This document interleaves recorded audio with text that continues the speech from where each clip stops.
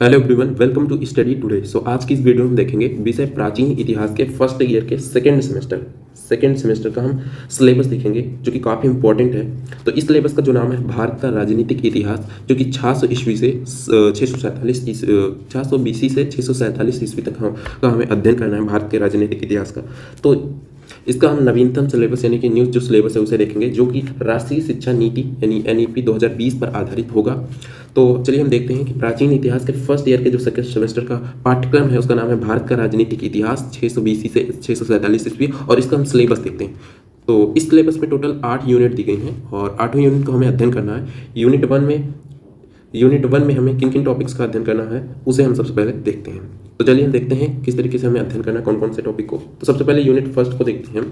Unit first में हमें प्राचीन भारतीय इतिहास जो है उसको जानने के पुरातात्विक, साहित्यिक एवं विदेशी यात्रा विवरण स्रोत का अध्ययन करना है। तो प्राचीन जो भारतीय इतिहास रहा उसके पुरातात्विक स्रोतों में जैसे अभिलेखों का अध्ययन किया गया, स्तंभ खंड और यानी कि इस तरीके से शिलाखंड थे, इन सभी चीज़ों का अध्ययन करना है, जिनके माध्यम से पुरातात्विक स्रोत जो हैं उनके माध्यम से हमें पता चल सके कि प्राचीन भारतीय इतिहास में किन लोगों का किस तरीके से शासन रहा। उसके बाद देखते हैं साहित्यिक उपलब्धियों भी, साहित्यिक स्रोत भी बहुत सारे हैं। तो प्राचीन भारतीय इतिहास के साहित्यिक स्रोतों को भी अध्ययन करना है। इसी के साथ साथ विदेशी यात्रा विवरण, यानी कि उस समय जो विदेश से यहाँ पर आए और भ्रमण किया और अपने लेखन में उस चीज़ के विषय में लिखा, उसके अध्ययन करना है। तो इस तरीके से यूनिट फर्स्ट में हमें प्राचीन भारतीय इतिहास जानने के पुरातात्विक, साहित्यिक, विदेशी यात्रा विवरण स्रोतों का अध्ययन करना है। अब हम चलते हैं यूनिट 2 में, देखते हैं यूनिट 2 में हमें किन किन टॉपिक्स का अध्ययन करना है उन्हें हम देखते हैं। तो यूनिट 2 में हम देखते हैं महाजनपदों एवं गणराज्यों का विकास किस तरीके से हो। तो महाजनपदों एवं गणराज्यों का विकास देखना है, ये मोस्ट इंपॉर्टेंट है ये यूनिट। तो महाजनपदों एवं गणराज्यों का विकास के विषय में अब देखना है। उसके बाद देखना है मगध साम्राज्य जो था, मगध साम्राज्य का उत्कर्ष, ये मोस्ट इंपॉर्टेंट है, ये बात तो बिल्कुल ही इंपॉर्टेंट है। तो मगध साम्राज्य का उत्कर्ष कब हुआ, किस कारण से हुआ, और मगध जो साम्राज्य था एक विस्तृत साम्राज्य था। तो मगध साम्राज्य के विषय में आपको पढ़ना है, इसके उत्कर्ष के विषय में। इसी मगध साम्राज्य के अंतर्गत आपको हर्यक वंश, शिशुनाग वंश, नंद वंश के विषय में पढ़ना है। तो मगध साम्राज्य के उत्कर्ष में हर्यक वंश, शिशुनाग वंश और नंद वंश के विषय में, इसके संस्थापक कौन थे, इसके प्रमुख शासक कौन थे, इनकी प्रमुख उपलब्धियां क्या क्या थी, इन सभी का अध्ययन आपको एक एक वंश के आधार पर आपको करना है। अब हम चलते हैं इसी के अगले टॉपिक की ओर, पारसिक और यूनानी आक्रमण और उनका प्रभाव क्या था। इस समय यानी कि इसी जो उत्कर्ष हुआ, इसके बाद नंद वंश के बाद पारसिक और यूनानी आक्रमण हुए मगध साम्राज्य की ओर यानी कि भारत में। तो पारसिक और यूनानी आक्रमण और उनका क्या प्रभाव पड़ा इस मगध क्षेत्र पर, इस एरिया में, भारतीय इतिहास में, तो उसका अध्ययन करना है हमें। तो यूनिट 2 में हमें देखना है कि महाजनपदों, गणराज्यों का विकास, मगध साम्राज्य का उत्कर्ष, हर्यक वंश, शिशुनाग वंश, नंद वंश और साथ ही साथ पारसी और यूनानी आक्रमण भारत में हुआ और इनका क्या प्रभाव पड़ा। ठीक है, अब हम चलते हैं इसी प्रकार यूनिट 3 में, और यूनिट 3 में देखते हैं किन किन टॉपिक्स का अध्ययन करना है। तो यूनिट 3 में हमें मौर्य वंश के विषय में पढ़ना है, यानी कि मौर्य डायनेस्टी के विषय में। तो मौर्य वंश जो था इसके प्रमुख शासक कौन कौन से थे, तो उसके विषय में, यानी कि जो मौर्य वंश के जो प्रमुख शासक हैं जैसे कि चंद्रगुप्त मौर्य, बिंदुसार, अशोक, और उनकी सफलताओं के विषय में पढ़ना है, उनकी उपलब्धियों के विषय में पढ़ना है, उनके सामाजिक विस्तार और शासन पद्धति के विषय में पढ़ना है, अशोक के धम्म नियम क्या थे उसके विषय में पढ़ना, ये मोस्ट इंपॉर्टेंट है, याद रखना, अशोक के धम्म नियम। और मौर्य साम्राज्य का पतन का कारण, ये भी काफ़ी इंपॉर्टेंट है, प्रत्येक वर्ष इनमें से कोई ना कोई क्वेश्चन पूछा ही जाता है। तो मौर्य साम्राज्य के पतन के कौन कौन से ऐसे कारण थे जिन वजह से मौर्य साम्राज्य या मौर्य वंश का विनाश हो गया, पतन हो गया, तो इन सभी चीज़ों का अध्ययन करना है यूनिट 3 में। तो यूनिट 3 में हमें मौर्य वंश, इसके प्रमुख शासक अर्थात चंद्रगुप्त, बिंदुसार और अशोक और भी हैं, और उनकी प्रमुख सफलताएं, उनकी उपलब्धियों के विषय में, और अशोक के धम्म नियम के विषय में, और मौर्य साम्राज्य का पतन का कारण कौन सा था इसके विषय में। अब हम चलते हैं अगले यूनिट की ओर, और अगले यूनिट में हम देखते हैं कि अगले यूनिट में हमें क्या क्या अध्ययन करना है। तो यूनिट 4 में हमें देखना है शुंग वंश के विषय में देखना है। शुंग वंश के संस्थापक और इसके प्रमुख शासक, उसके बाद कर्ण वंश, उसके बाद सातवाहन वंश, और उसके बाद कलिंग, नरेश, खारविल।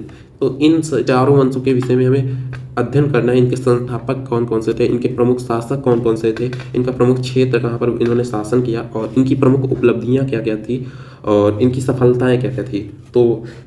तो हमें यूनिट 4 में हमें देखना है शुंग वंश कर्ण वंश, सातवाहन वंश और कलिंग नरेश खारवेल के विषय में हमें पढ़ना है, इनके शासन काल के विषय में।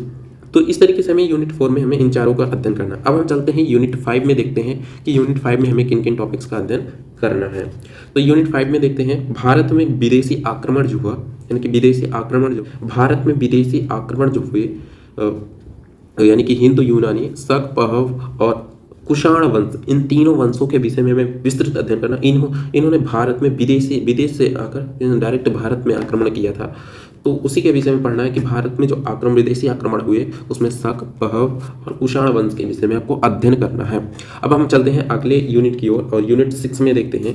यूनिट 6 में हमें पढ़ना है गुप्त वंश के विषय में पढ़ना है।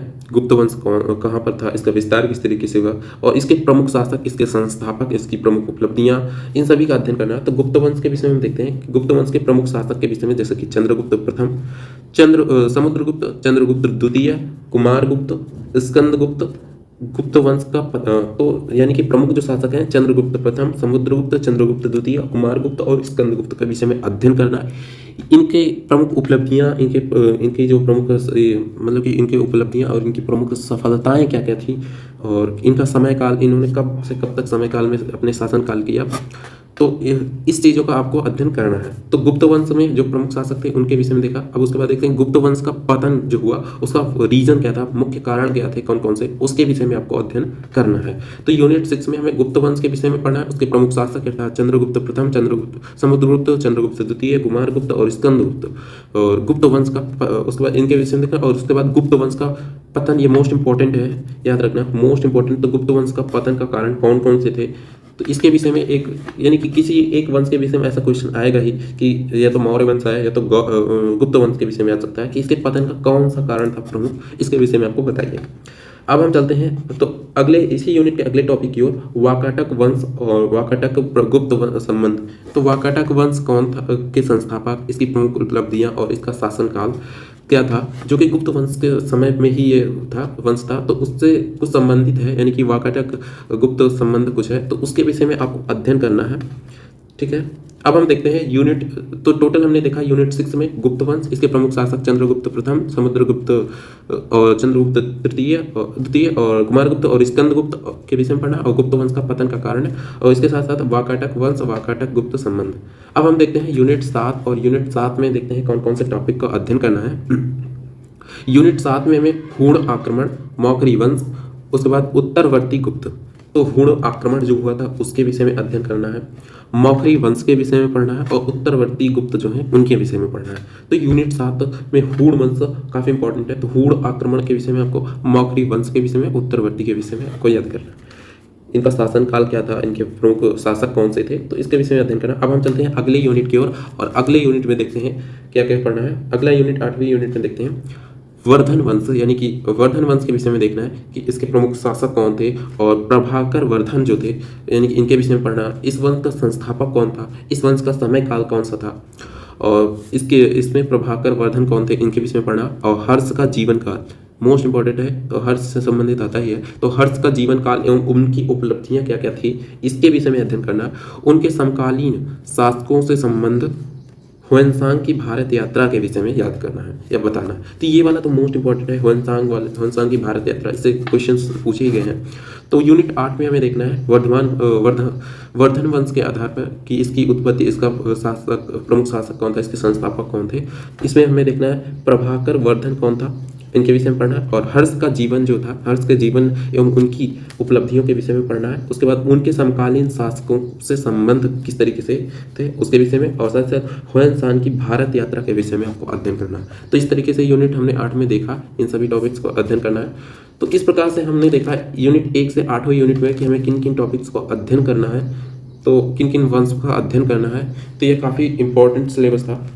और अगर आप चाहते हैं कि प्राचीन यानी कि भारत के राजनीतिक इतिहास, यानी कि फर्स्ट ईयर सेकंड सेमेस्टर का प्रीवियस ईयर पेपर देखना चाहते हैं, तो आपको हम इस वीडियो के डिस्क्रिप्शन बॉक्स में इस भारत का राजनीतिक इतिहास का प्रीवियस ईयर पेपर का लिंक हम वीडियो के डिस्क्रिप्शन बॉक्स में डाल देंगे। आप वहाँ से जाकर देख सकते हैं कि मतलब कि पिछले वर्ष यानी कि जो प्रीवियस ईयर पेपर में है उसमें किस तरीके से इस सिलेबस के अकॉर्डिंग क्वेश्चन पूछे गए थे, जिसके माध्यम से आप समझ पाएंगे कि किस तरीके से क्वेश्चन बनते हैं और हमें किस तरीके से इसका अध्ययन करना है, तो जिसके माध्यम से आपको काफ़ी कुछ मदद हो सकेगी समझने में।